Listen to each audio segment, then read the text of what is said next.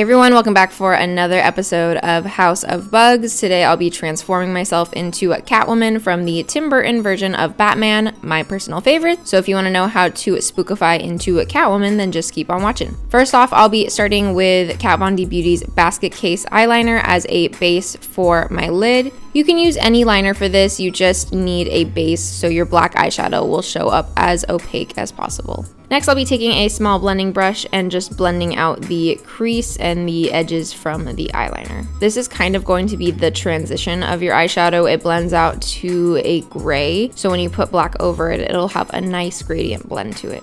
Smoky eyes can definitely be a little intimidating, but once I started doing them this way, they got a lot easier for me. So maybe if you're having a hard time with smoky eyes, try this method out and see if it works for you. Blending out and starting light is your best friend with a smoky eye. Now it's time to set that base with some black eyeshadow. I'll be using Kat Von D Beauty's Shade and Light eye palette for this. You can use any black eyeshadow for this. They should all work the same now that you've put on that base. So with that eyeshadow, I'm going to carefully take it a little lower into my crease so we don't disrupt that transition shade that we created with the eyeliner, and then I'll be setting my lid with that as well as adding a little inner corner flick.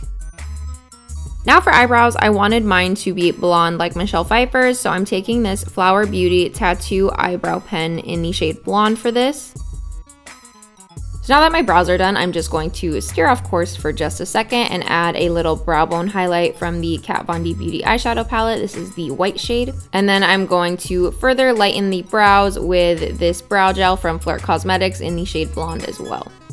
Now for lashes, I'll be popping on Iconics from House of Lashes. They are the perfect pair for a smoky cat eye. But honestly, if you're not a fan of lashes, you could probably sans them all together. Since this is a very deep, dark, smoky eye, you won't really notice the lashes either way.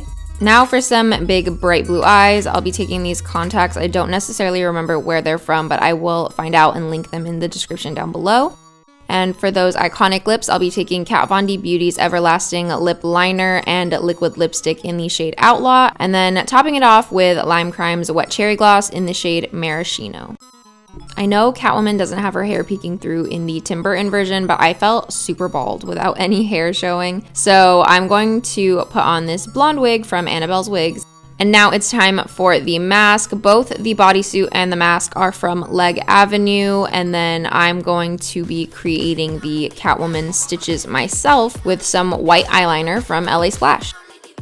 The white eyeliner did hold up really well. It hasn't come off the mask or the bodysuit yet, but I would definitely suggest using fabric paint for this if you do want to wear this costume out. I would also suggest laying the costume out flat and doing it that way so you can have a much neater crisscross stitch.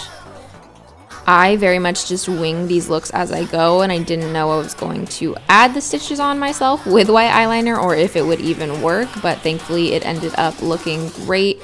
I'm super happy with how the look came out. I hope you guys like it too. Thank you guys so much for watching. Don't forget to subscribe to my channel for more spookifies, and I will see you soon with another House of Bugz.